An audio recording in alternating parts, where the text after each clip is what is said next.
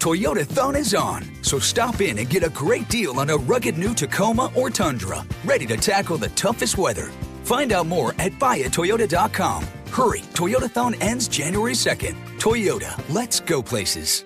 And good evening. We're doing it live right here on 790 KABC in the 5 o'clock hour. Mottek On Money 5 nights a week for you. Live on the air right here on 790. Streaming live online worldwide at KBC.com.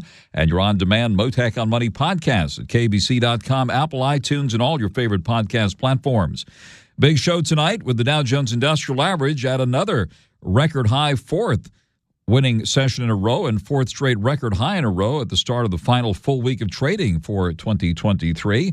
We're in the home stretch now. The Santa Claus rally continues. The Dow coming in for a closing gain of just about 1 point. But, yep, good enough to tally a new record high today, an eighth straight trading day of gains. The S&P 500 moved up 21 points, the highest close since January 4th of last year at 4,740. And the NASDAQ moved up 91 points today to end at 14,905. That's the highest we've seen since January of 2022. This coming off a record-shattering week in which we saw the Dow gain nearly 3% last week, the S&P 500 up 2.5%, and the NASDAQ gained nearly 3%. This last full trading week of 2023 getting underway with the S&P 500 sitting at its best level in nearly 2 years and closing just about 1.2% off its all-time high. We've seen the S&P 500 closing higher 7 weeks in a row, only 20 other times since 1964, according to market historians.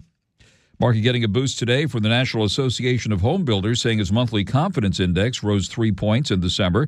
The index up for the first time in 5 months as mortgage rates have moved lower. The yield on the 10-year note, by the way, has pulled back to 3.94%. That's the one that impacts the fixed-rate mortgage rates.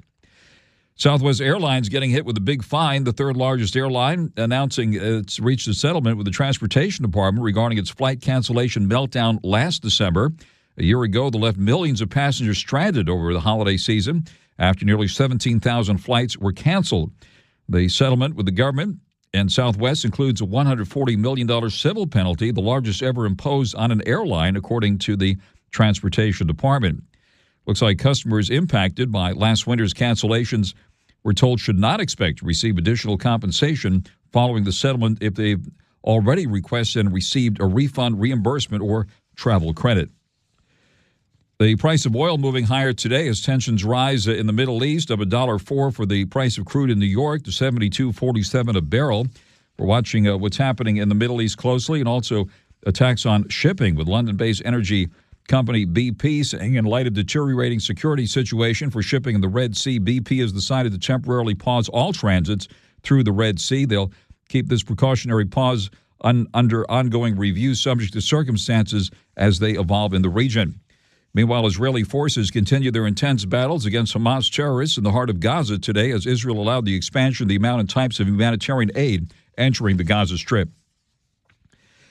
Well, we're watching the merger deals this year, including some big bank mergers. I'll discuss this year's merger deals and the outlook for the year ahead with the biggest names in corporate deal-making here in the Los Angeles area. Jim Friedman, Managing Director and Chairman and Founding Principal of Intrepid Investment Bankers, is more than 35 years of investment banking and corporate finance experience. An expert in the financial aspects of corporate strategy and a big player, of course, big figure at ACG Los Angeles. Jim Friedman, one of the most influential figures in the world of finance in L.A., will be joining me live later this hour. And on restaurants tonight, we'll be hearing from Angela Marsden, small business hero here in Los Angeles, owner of the Pineapple Hill Saloon and Grill in Sherman Oaks, and host of the SOS Los Angeles show, which airs at 1 p.m. on the weekends on Saturday here on 790 KBC. But first, on your money, the markets, the economy, geopolitics, and politics at home, too. Joining us live now, the one and only Steve Forbes, chairman and editor-in-chief of Forbes Media, former Republican presidential candidate, author of numerous books, including his latest, Inflation, What It Is, Why It's Bad, and How to Fix It. Steve Forbes, thank you very much for joining us live here tonight in Los Angeles. Good to be with you, Frank. Thank you. Thank you very much for taking the call. It's been a while since we've chatted behind live microphones following the Fed's big meeting last week and this record-shattering rally. Give us your view of the markets and the economy here, first of all. Well, I think the markets are anticipating that the Federal Reserve will finally take its boot off the neck of the economy, and that's a good thing. But the danger is that the Fed still believes that prosperity causes inflation. So if you start to get some real economic activity, and a couple of the governors have already hinted at this, they may feel that they have to keep things tight. They should leave the economy alone. It's amazing, Frank, that these people, after 3,000 years of experience on inflation, still don't get it. People working don't cause inflation. Devaluing your money causes inflation. One of the things to watch out for is the gold price. That's moved up a bit. Currencies are weakening. The dollar is weakening. And that could spell trouble in 2024. I just wish these people would take a vacation, like for 5 years. Well, you make an excellent point, which has been noted on this program, just at a time when inflation supposedly is easing. All of a sudden, gold hits an all-time high. It's pulled back only slightly from that record high and is still hovering above $2,000. Of course, your book was right on point with inflation as this whole thing took off here.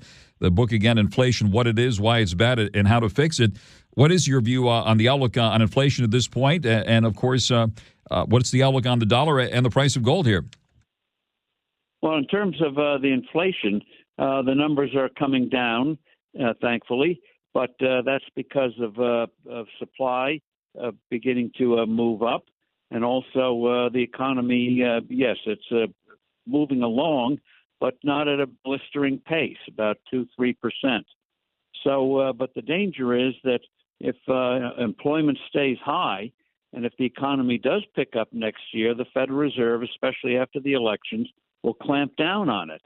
And so that's what I worry about. You know, back in the 1970s, when we had several rounds of inflation, they would slow the economy down, prices would slow down, and then the Fed would undermine the dollar again, and we'd be with another round of inflation. We went through 4 recessions between the late 60s and the early 1980s because of that mistaken policy. And that's what disturbs me about the statements these governors are making, is they still haven't learned the lesson. Stabilize the value of the dollar. Don't make it too strong, too weak, and things will work themselves out. The other thing, though, that's a big overhang of the economy, and you're covering it now, is what the deteriorating global situation. We're about to pull the plug on Ukraine. Putin's already breaking out the champagne on that. He's in effect telling the world the U.S. cannot be relied upon as an ally. We're telling the Israelis not to get rid of Hamas. We're not doing enough to dissuade China from making mischief. You know, everyone says, well, will China invade Taiwan? What if China invades or takes over one of the islands around Taiwan, which would have the effect of creating a blockade of the Taiwanese economy, but not invading the big island itself? They tried that back in the 1950s. And where Eisenhower, the president then, and our military chiefs made it clear that if China tried to seize those islands near Taiwan, we would, if we had to, use nuclear weapons. So it's a dangerous situation, and unfortunately, I don't think we can have much confidence in the judgment of administration that is still allowing Iran to get tens of billions of dollars in oil sales, money that goes for terrorism. They attack our bases with impunity. We only do little pinpricks in response. And in terms of Houthis, they are under Iranian control. Since they're trying to disrupt global shipping, we should say, Iran, you're responsible, and we're going to take retaliatory measures against you. We know who the real villain is on this. You reminded me that when President Reagan was in office, he reflagged the Kuwaiti tankers, had put U.S. flags on them. And would you like to see something like that done to protect the shipping through that important region? Yes, they called it the tanker war back in the 1980s, and you're right. We did flag them, made it very clear to the Iranians that if they attack those ships, they're attacking the U.S., and then we'd have a full muscular military response. But this administration, amazingly, and I think people are just beginning to grasp the implications of it, back when Barack Obama was president, we had a pro-Iranian tilt in the Middle East. They thought Iran should be the big dog in the Middle East. They hoped that by being nice to it, the mullahs would forget their revolutionary zeal and become good global citizens. That was a preposterous presumption, but they're practicing it again. So they don't want the Israelis to hit Hamas too hard. They keep allowing Iran to break the sanctions, not by repealing them, but just by not enforcing them. So what's the world to think? That we're still trying to appease Iran when they were responsible for October 7th, making that possible, attacking our commercial shipping. This is what the real worry about the economy is, not just what our Federal Reserve and our regulators doing here at home, but the deteriorating global situation. On the air live with Steve Forbes, and again, right after the October 7th attack, pretty much the next day, the Wall Street Journal had a detailed article about Iran's involvement in that attack, and not only the shipping now in the Red Sea, but of course all the U.S. military installations that have come under attack since then, and the administration's response has been muted.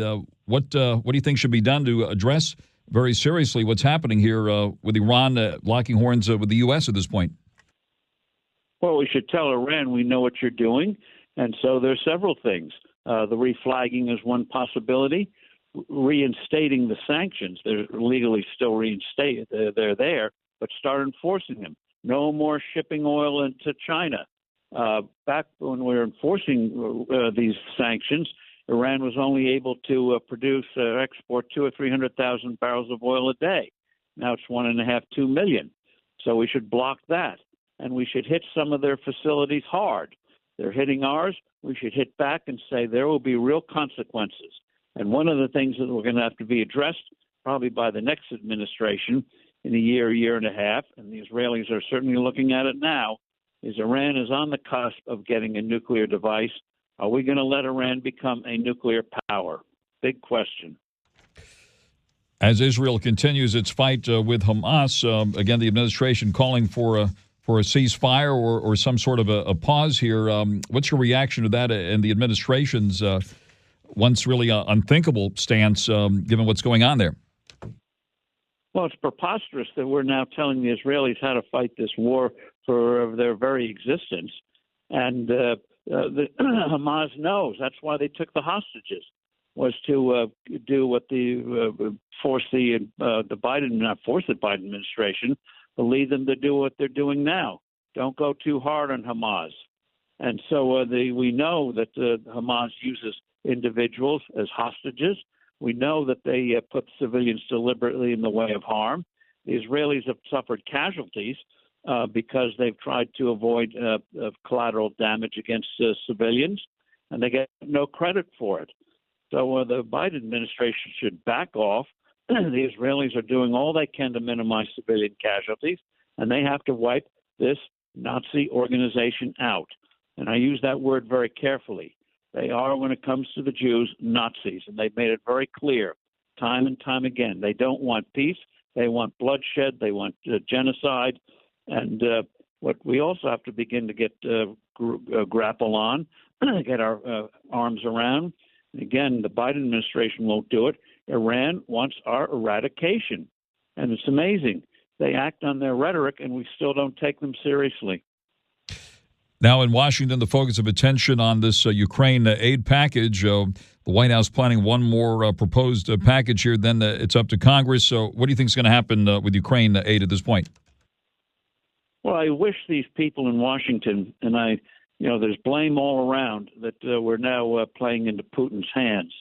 But the Biden administration, weeks ago, if they were serious about governing instead of playing politics, they should have sat down with the Republicans, put together a package. Our border's out of control, so they could have put some measures in there for the Republicans, and then Republicans would go along with an aid package for Ukraine and Israel. That deal could have been cut weeks ago, but they're still playing politics with it. And this is telling the world the United States is a declining power. The United States is not serious about playing the role of trying to prevent the bad guys from dominating the world. And so I think that's going to change. I think they will finally get an agreement. Susie Schuster and Amy Trask present offbeat conversations and expert sports commentary as they ask, what the football? Carson Wentz got signed by the Rams. I sat in those league owners meetings for almost 30 years, and the trade deadline was a hot topic. Push the trade deadline back so that teams that are in contention still have an opportunity to sign people. And there were other owners who said, no, we don't want players rented and we don't want fire sales. They had to make an addition, and they chose what they thought was best. I'm just not wowed by him. What the Football? The podcast is available Tuesdays, wherever you listen. Because the consequences are so severe. But the Republicans many of them are wrong on Ukraine. But I blame Biden for not making the case repeatedly to the American people why Ukraine's security is ultimately our security. They've never made the case. After World War II, Harry Truman, Democrat, and Republicans worked together to come up with a foreign policy to make sure the Soviets didn't take over Europe. We created NATO, and it worked. And we need that bipartisan approach again on foreign policy, and explain to the American people what the stakes are. They really don't know. This president is AWOL on that. On the Air Live with Steve Forbes, Chairman and Editor-in-Chief of Forbes Media and former Republican presidential candidate. Steve Forbes, let me ask you about what's happening here on the political front with the latest poll showing former President Trump would defeat the current President Joe Biden. And in the midst of all of this legal battle that President Trump is facing here at the moment, give us an update on your view of what's playing out here on the legal front as well as the political front. Well, you mentioned that former President Trump is now leading by several points Biden in the polls. But what's amazing is that other Republican candidates, most notably Nikki Haley, are leading in some polls Biden by 14 to 18 points. So that shows his basic unpopularity. And now his brother, evidence about his wrongdoing is beginning to seep out.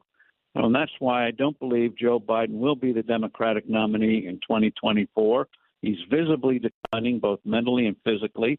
And so I think the Democrats just want to be sure they think they can beat Trump. So they want to be sure Trump has the nomination before they shove Joe out. Joe Biden will stay as president through his term. They don't want Vice President Harris occupying the White House. And they hope to put somebody in, somebody like your governor of California. On the Air Live with Steve Forbes, and the one of the other big stories this year, I want to get your thoughts on it. It looks like the Fed is causing a buzz here now in the commercial real estate, which created those bank failures, part of the reason anyway. The bank failures we saw earlier this year, according to MarketWatch, hopes for a Fed pivot to rate cuts have now given the commercial real estate market a shot in the arm ahead of the wave of debt coming due next year. What is your outlook for commercial real estate, which remains a sore point in this economy?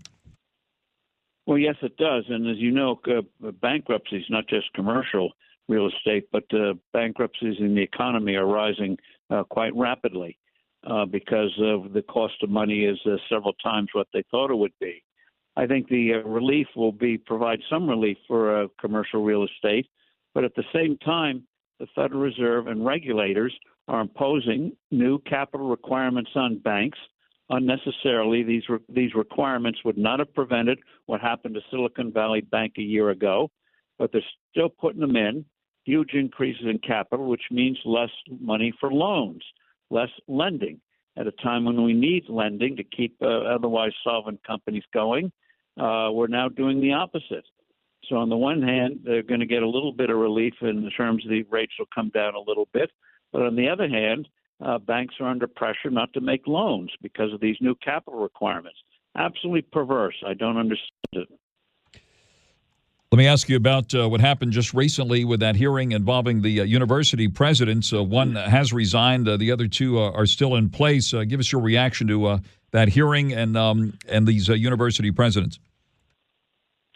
Well, I think what is unfolding here during COVID, when during the lockdowns, people saw what was actually happening in many of our schools or not happening, and that's led to a massive increase in homeschooling, parental choice. 10 states now allow you to have your own education savings accounts where the parents control the money, not the bureaucracy. I think what happened in that hearing crystallized the rot that, unfortunately, that has infected our universities for years. This brought it into the open, put the spotlight on it. And then we have the president of Harvard occupying what was the most prestigious university post in the world. Turns out she had only written a few papers, which normally wouldn't get you a professorship. And we know all about the plagiarism, learning more and more of the extensive plagiarism. She did the very things, and even the Washington Post is talking about it, did the very things, not Washington Post, Boston Globe, did the very things that would get a student, graduate or undergraduate student, booted out of the university. She committed those sins, apparently. And so I don't think I think they'll probably try to wait till after the election so they can say, well, we didn't give in to the mob. But very, very bad stuff. This anti-Semitism, unfortunately, this kind of intolerance has been festering for years. But now I think you're going to get a reaction to it. I'm delighted that Harvard applications are way down. Still, the institution's strong enough to survive the crisis. But I hope it's a wake-up call. You can never take your situation today for granted. Things change, and people don't like the rot that is infecting so many of our once great universities. And I would refer everyone to one of your recent op-ed articles in Forbes, which is headlined Eerie Echoes of the Era Preceding World War II, where you write the ugly outbreaks of anti-Semitism around the world since October 7th are a frightening warning of the firestorms to come if we don't pull ourselves together.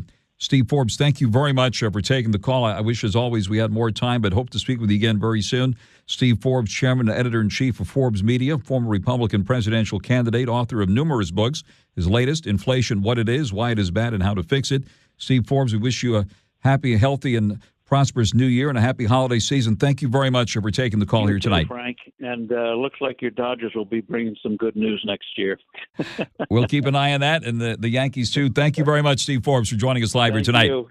All the best. Thank you very, care. very much. Friends, people like you and me have our ear to the ground at all things business. We like to be informed and well prepared. As important as finance is, I want you to have a plan in case you're hit by someone not paying attention to the road. Thinking ahead serves us well, but even still, we can get caught off guard as people are so focused on their destination that they might not have a plan in an accident that's not their fault. That's why I encourage you to put my friend Attorney Clark Fielding's number in your phone. That number is 833-88-SHARK. So if you're in an accident, you'll be ready with your strategy to make Clark Fielding your first call. Fielding Law aims for the highest possible settlements, considering you might need long-term care, rehab, compensation for lost wages, and any ongoing physical or emotional pain. So if you're hurt in any kind of accident, call for a free consultation with Fielding Law. You can trust them. They're honest, respected, and your strategy in case you get into that unexpected accident. Motorcycle, truck, pedestrian, scooter, hit and run, boating, or bike accidents, you name it, the number to call is 833-88-SHARK. That's 833-88-SHARK, or go to clarkthesharklaw.com. Mottek On Money continues here in 790 KABC. Good evening. Another winning day for the stock market, sending the Dow to another record high close, up just 1 point, but yep, good enough for a record high, 37,306 at the bell today. The S&P 500 moving up 21 at 4,740, and the NASDAQ up 91 points at 14,905. The Santa Claus rally continues, and all the major averages at new highs for the year. The yield in the 10-year note, which impacts the fixed-rate mortgage rates out there, now 3.94%. In the cryptos, we see a Bitcoin up about 170 now to 42,760.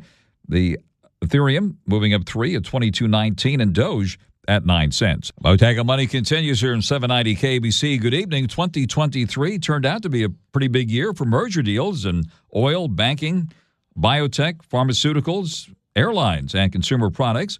Let's bring in the biggest names here in deal-making in Los Angeles. Jim Friedman, Managing Director, Chairman, and Founding Principal of Intrepid Investment Bankers based in West L.A., more than 35 years of investment banking and corporate finance experience, an expert in the financial aspects of corporate strategy. Just ask anyone who attends the Association for Corporate Growth L.A. conferences over the years. Jim Friedman, thank you very much for joining us live here this evening. Hi, Frank. Great to be with you. Happy holidays, Jim. Thank you. It's always a big deal to have you on the air with us live here, so thank you very much for taking the call. What a year. Give us your thoughts about 2023 as things wind down here from a deal-making perspective. Sure. 2023 was an interesting year, Frank. For those people that are in my business, they'll understand. The first half of 2023 turned out really poorly in the merger and acquisition business. Interest rates kicked up. Everybody got scared, nervous, and deal volume really suffered in the first 6 months. There was a lot of optimism for the second half of 2023, thinking that rates were going to come back down and the economy was going to get a lot better. That actually didn't happen. Rates stayed up. Deal activity did not pick up as strongly as everybody figured.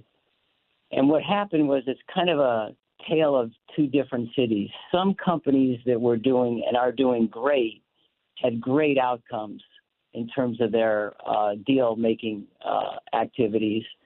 Other companies that really felt the recession were having a much tougher time. And so Stacking Benjamins with Joe and his good friend OG not only has great financial insight, it's laid back with humor too. Joe talks with Stacking Deeds co-host Crystal Hammond. I've always been a fan of nosy neighbors. I want nosy neighbors. They can tell you what's going on 10 times faster than you would know. Again, what's she talking about, Doug? Really? We're repairing neighborhoods, but then we're into nosy neighbors, and built a career off of that. Find out more by searching the Stacking Benjamins podcast, wherever you listen. what happened is the good companies got all the press and got all the deals, and the ones that were struggling were kind of left behind. They really weren't able to access the market anywhere near as they did in the past. It's been an anxious year all year long. Remember, we discussed this at the ACGLA conference as well. Talk of recession the whole year, and no official recession was declared. And if anything, now there's optimism that we might have escaped one. But heading into the new year, are rates indeed going to come down? And what's your outlook for the economy in 2024? Well, everybody's hoping that the Fed is going to continue their approach to try to start reducing rates in 2024. That remains to be seen. Several of the Federal Reserve governors have recently come out and said, not so fast. We really need to wait and see if this is really working. And so I'm not as bullish that rates are going to come down as much and as quickly as other people, have been speculating. These rates were supposed to have come down a while ago, and they haven't. So I'm just kind of taking the long bet that it's going to take a little bit longer. And, of course, we saw those bank failures earlier this year, and a bunch of bank mergers have happened recently, not as high a profile as what happened earlier this year. But what do you see happening in the banking space at this point? Yeah, well, the banking sector needs to get consolidated, Frank, and that's what everybody's been talking about. The smaller banks simply don't have the scale to be able to be economically very profitable with sort of the regulations that are put on them. And so there's a lot of smaller, these regional community banks that will end up being consolidated into bigger banks.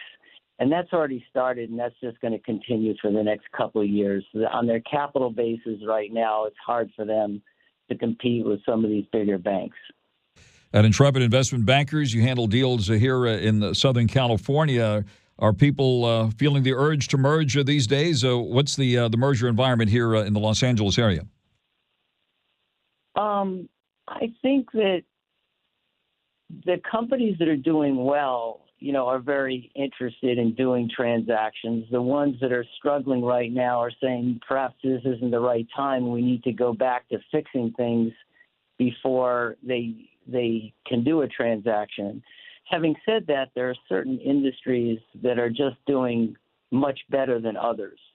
So this year, 2023, probably the worst hit of all the different sectors was tech companies.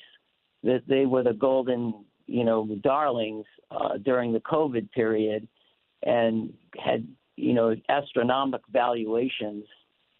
And nothing could go wrong with them. This year, the tech sector has been hurt very, very badly.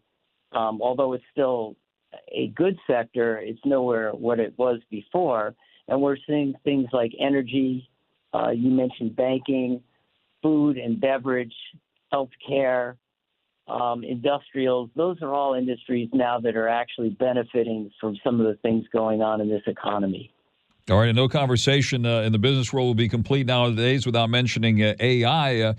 What is your view of AI's role in the merger world and your business? And at the conferences, certainly it's a big topic of conversation nowadays. Yeah, I think you're going to hear about that more and more. I think that AI is going to be necessary for every company to be able to understand it, to be able to use it, and to be able to be more efficient and productive. And those companies that don't embrace that, I fear, are going to be left behind. We're seeing it already in a lot of our clients. The ability to use massive amounts of data to make predictive outcomes at work, is really starting to happen right now. So I think AI has got to be the forefront of every CEO's business plan. And certainly, anecdotally, a lot of talk about businesses leaving Los Angeles. Unfortunately, when you're approached about selling a company, what is your advice on that front? And for anyone that does want to talk to you about that, what's the best way to go about doing that? Well, this has been going on for some period of time, Frank. So companies that manufacture, produce things have a very high cost here in California, both regulatory, labor, and it's not getting any better. So those companies have started the migration out of California. This has been going on for some time. The companies that are here and seem to be doing well are service companies, distribution companies, entertainment companies, technology, software companies. That's really what this economy is becoming in Southern California, and I see that trend just continuing into the foreseeable future. Well, Jim, thanks very much for taking the call here as we wrap up 2023. We wish you and everyone there all the very best in 2024 and look forward to many more conversations with you. Jim Friedman, who's the managing director, chairman, and founding principal of Intrepid Investment Bankers based in West Los Angeles. Jim, thank you very much for joining us live here tonight. Thank you, Frank. Happy holidays. Likewise, Jim. Thank you very, very much for taking the call. Mottek On Money continues here in 790 KABC. Good evening. What's happening in the restaurant business in the San Fernando Valley? Well, crime, again, unfortunately, has been making news there lately. Let's bring in Angela Marsden now, who became famous in 2020 after she did a video which went viral, standing up not only for her restaurant, but small businesses everywhere during the pandemic. And now Angela has a new show here on 790 KABC Saturdays at 1 p.m., and that show is SOS Los Angeles. Angela, thank you very much for taking the call live with us here, the owner of the Pineapple Hill Saloon and Grill in Sherman Oaks and host of SOS Los Angeles, which, by the way, airs at 1 p.m. Saturdays here on 790 KABC. Angela, thank you so much for joining us here this evening. Thank you so much for having me, Frank. I really appreciate it. And thanks for telling people about the show, because it truly is a call for all the small businesses in LA of SOS. An SOS out to everybody that's willing to listen and hear. And I hope everybody that's listening to us right now will really think about voting differently, like really, really vet your candidates, because it's not getting better. I mean, the small businesses are under attack from every which angle you can deal with. We have the homeless. I mean, a lot of that's going on in the San Fernando Valley right now. We just had Celio's, a small, one-person owner chef smashed their windows, broke into them. That was 2 days ago. Around December 15th in Encino, Woodland Hills, we had 4 businesses that were smashed and things were robbed. And this cost hundreds of thousands of dollars. Like, even for a small business, a window can cost you $5,000 when you're barely getting by with the minimum wage. I mean, there's so many ways that the small businesses are under attack. And the homeless, of course. Just Maria's Kitchen. Literally 5 days ago, a homeless woman or man is in there throwing dishes, and it takes, almost 3 hours for the police to get there, which I will say the police have been doing a lot better, so I'm not sure what happened that night. But imagine dealing with that as a small business owner. You're dealing with high wages, the insurance. Frank, has anybody talked to you about what's going on with liability insurance in LA or in California? Restaurant, people with liquor license, okay? This is going to shock people. So when you see service fees, you know why. When you see a hamburger cost $30, you know why. The liability companies do not want to insure in California anymore, and in particular, liquor liability. So I literally had a quote. This is me, but it's not just me. It's everybody. It's went up 50 to 100%. I was paying $16,000 a year for liability insurance. I got quotes at $55,000 for a year. For a year. And I was told that I was lucky because there was a sports bar apparently downtown who sold more liquor than I did that had a $91,000 quote. And where does that come from? Where does the liability come from? It comes from homeless people walking naked, sitting and peeing in front of your guests on a sidewalk, throwing dishes and hitting people. It comes from smash and grab robberies. Do you know there's 717 restaurants? Well, this is probably an old stat now because it was 2 months ago. And believe me, every single week there is so much going on with the small businesses as they're being attacked. It is the worst, least friendly business city for small businesses, LA. It's the worst. Yeah, let me get to the point that you made at the beginning here, Angela Marsden. Let me ask you this. You started out by saying people need to think about who they vote for. You're calling for a change of leadership. You've told us in the past what kind of change. Yes, yeah. I'm calling for a huge change. And well, for one, we need to really, really vet who we're doing. Like, who is for the police or against them? Unfortunately, in my area, I have City Councilwoman Nithya Raman. And our businesses, we are banding together, and we are doing everything we can to get her voted out. And why? She actively decided to vote against giving the police a raise after we told her we need more security. She actively blamed Toyota for the reason why Kellett converters were getting stolen, and she didn't vote to make that a felony. Like, we need to pay attention to our DA. We need John Hatami in there. I'm a big backer of John Hatami, all right? The guy makes decisions based on the victim, and he does it from his moral background, not for any political gain. He is amazing. We have laws on the book that need to be enforced, and we have homeless people that are dying, and they're in need as well, you know? So it's not like they're not human beings, but they cannot make these decisions on their own. So it's got to be tough love. It's just got to be. I'll tell you, this is the most heart-wrenching story, Frank. So my security guard, Scott, is an absolute angel. He's an older gentleman. He makes friends with the homeless the best he can. He's been attacked. He's seen it all. But one homeless person, he gets a call today from Valley Presbyterian. A homeless person is in there literally. They're trying to make a life or death decision on if to put the guy on a ventilator or not. And who did he put as his reference? Scott, the security guard. Because he got to know him. He got to know his name. So now it's right before Christmas. There's a man who has no family, nobody, who they're trying to decide on if he's going to go on a ventilator or not. And it's Scott, the security guard, who he trusts and put down to make that decision for him. Unbelievable. Scott didn't even have an idea. So they're not. The homeless are not being helped. The people that are addicted to drugs, they need a carrot and a stick. You either go to jail, because there are many crimes that are being committed, like urinating, defecating, breaking into windows, stealing right in front of your eyes. How many of us are going into grocery stores now and seeing people just take things and walk out, and then the security's not even allowed to touch them? We need new leadership, period. And I have done everything I can to give Mayor Bass a chance. It's been a year. It's been a year. I'm glad that she put the task for smash and grab, but what about the small business owners?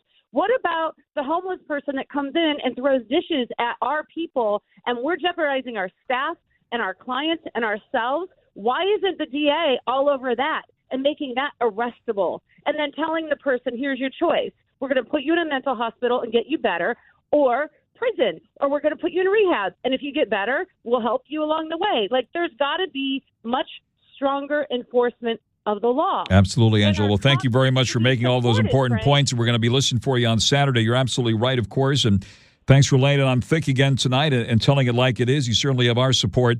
That is Angela Marsden, the owner of the Pineapple Hill Saloon and Grill in Sherman Oaks. The name of the show, SOS Los Angeles, happy Family holidays, Food and the Little Frank. Guy. Yeah, happy holidays, Angela. Happy and healthy New Year. Be careful. Be careful. All the best to you. We love you, and thank you so much for taking the call here tonight. Love you too, Frank. Thank you very, very much. Live with us here tonight on Mottek On Money on 790 KBC. Stay tuned now for the 790 KBC News Blitz.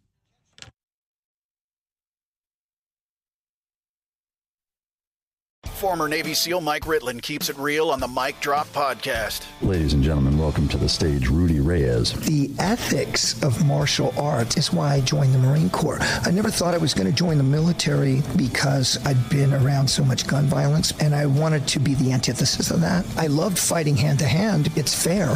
You don't have to kill your opponent. You can beat them with ability and skill. Mike Drop, raw, unfiltered, intellectually sound, wherever you listen.